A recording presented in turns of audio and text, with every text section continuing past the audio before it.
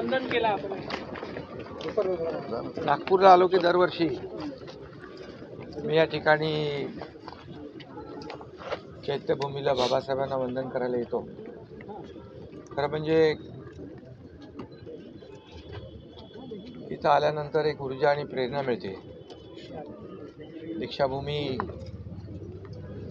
आल्यानंतर म्हणजे नागपूरला आल्यानंतर दीक्षाभूमीला आणि मुंबईला चैत्यभूमी, या दोन्ही जे आहेत ते आमच्यासाठी चैत्यभूमी असो दीक्षाभूमी असो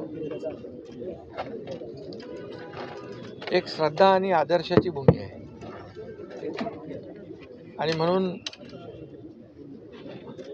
बाबासाहेबांच्या विचारांनी प्रेरित होऊन संपूर्ण देशभरातले बाबासाहेबांचे अनुयायी असतील, आम्ही असू, त्यांचा आदर्श डोळ्यासमोर ठेवून देशाचा कारभार राज्याचा कारभार देखील चालतो. आणि म्हणून या ठिकाणी आल्यानंतर एक वेगळी अनुभूती मिळते, मनाला समाधान मिळतं, प्रेरणा आणि ऊर्जा मिळते आणि आपण जनसेवा आणि लोकसेवेचा जो वसा घेतलेला आहे त्याच्यामध्ये आणखी बळ मिळतं. आणि म्हणूनच राज्य शासनाच्या वतीने दीक्षाभूमीचा विकास असेल, चैत्यभूमीच्या बाजूला जे आपलं बाबासाहेबांचं इंदू मिल स्मारक, इंदू मिलच्या जागेमध्ये भव्य दिव्य जागतिक दर्जाचं आपण स्मारक करतो आहे, जगाला हेवा वाटावं असं स्मारक उभं राहतं आहे, याचा देखील आम्हाला अभिमान आहे.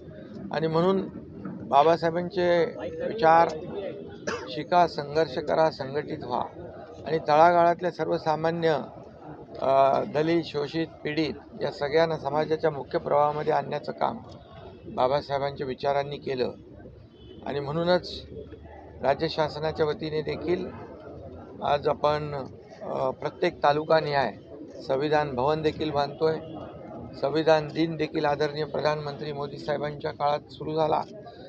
आणि म्हणून बाबासाहेबांचे विचार जे आहेत हे विचार सर्वसामान्य माणसाला न्याय देणारे आहेत. आणि म्हणून त्यांच्या राज्यघटनेमुळे त्यांनी जी घटना लिहिली ती जगातली सर्वोत्तम घटना आहे.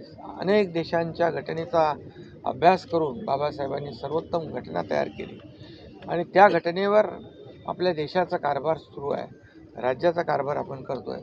आणि म्हणून त्यांच्याचमुळे सर्वसामान्य परिवारातली व्यक्ती देशाचे प्रधानमंत्री होते, राज्याचे मुख्यमंत्री होते, अनेक पदांवर काम करण्याची संधी बाबासाहेबांच्या विचारांच्या घटनेमुळे प्राप्त झालेली आहे. आणि म्हणून मी बाबासाहेबांना विनम्र अभिवादन करतो आणि आज सगळ्यांनाच मी आजच्या दिवशी शुभेच्छा देतो. बाबा साहब आम्बेडकर को लेकर अमित शाह ने एक बयान दिया था जिसके बाद लगातार विपक्ष अभी कोई पॉलिटिकल यहाँ पर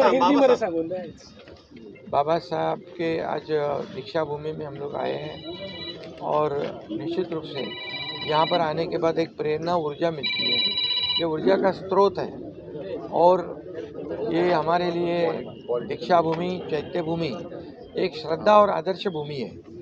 और निश्चित रूप से हमारे जैसे कार्यकर्ता लोग यहाँ पर आते हैं तो ऊर्जा लेके जाते हैं, प्रेरणा लेके जाते हैं और ज़्यादा समाज सेवा करने की शक्ति मिलती है. और इसलिए हर साल मैं यहाँ आता हूँ और दीक्षा भूमि में बाबा साहब को वंदन करता हूँ. और वैसे मैं यहाँ पर आया हूँ और निश्चित रूप से बाबा साहब के विचार जो है, जो दलित शोषित पीड़ित जो है उनको मुख्य प्रवाह में लाने का काम उन्होंने किया है.